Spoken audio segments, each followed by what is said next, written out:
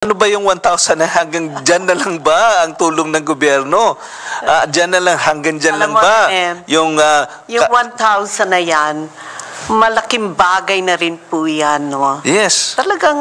Well, symbolically, alam naman natin. Bago tayo magpatuloy, huwag kalimutang mag-subscribe sa aking channel.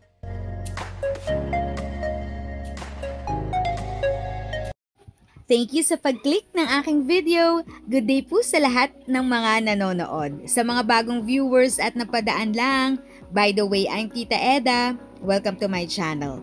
Ang channel na maghahatid sa iyo ng dagdag kaalaman tungkol sa government services, bagong mga balita at informative videos na galing sa legit na resources.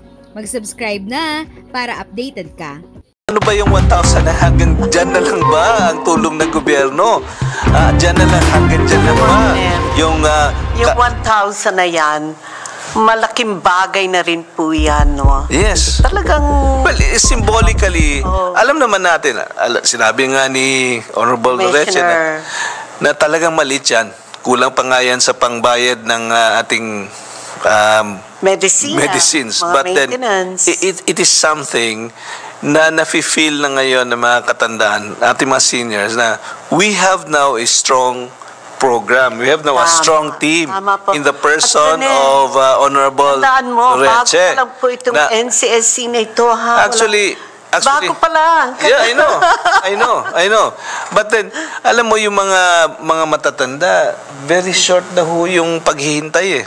Kumbaga, bago pa, gusto kagad nila may action eh.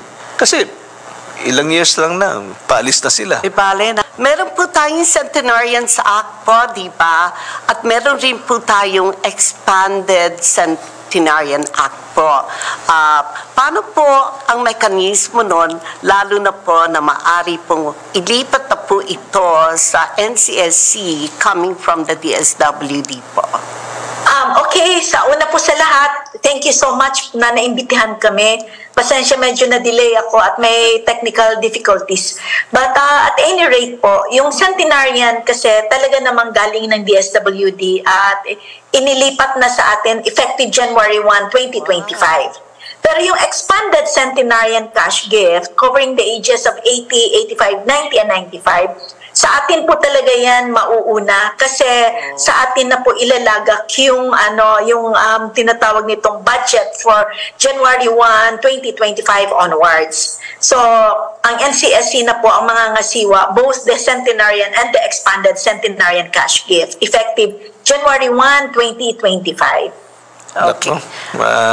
May mga po tayo, no, mga nanonood din.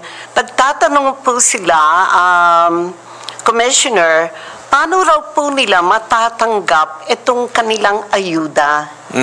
Kasi may mga hindi pa po nakakatanggap ng ayuda nila.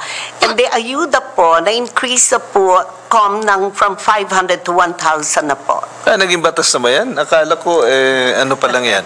Indigency ayuda lang. Indigency ayuda po.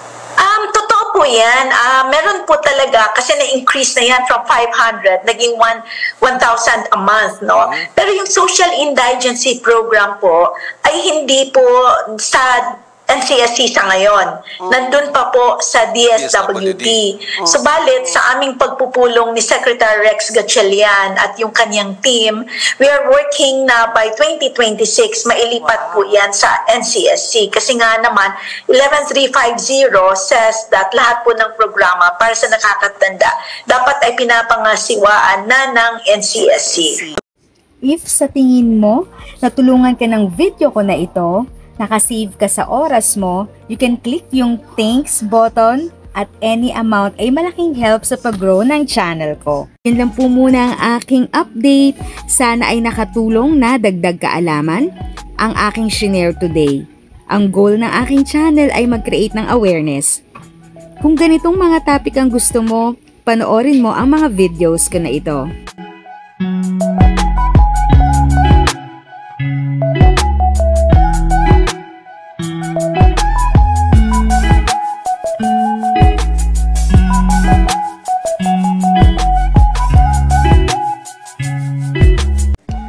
Thanks for watching! kung may kapamilya, kaibigan o kakilala sa tingin mo ay magiging interesado sa video, please share or tag sila sa comment section. At syempre, if nagustuhan mo ang video, i-like mo na ito at subscribe ka na din.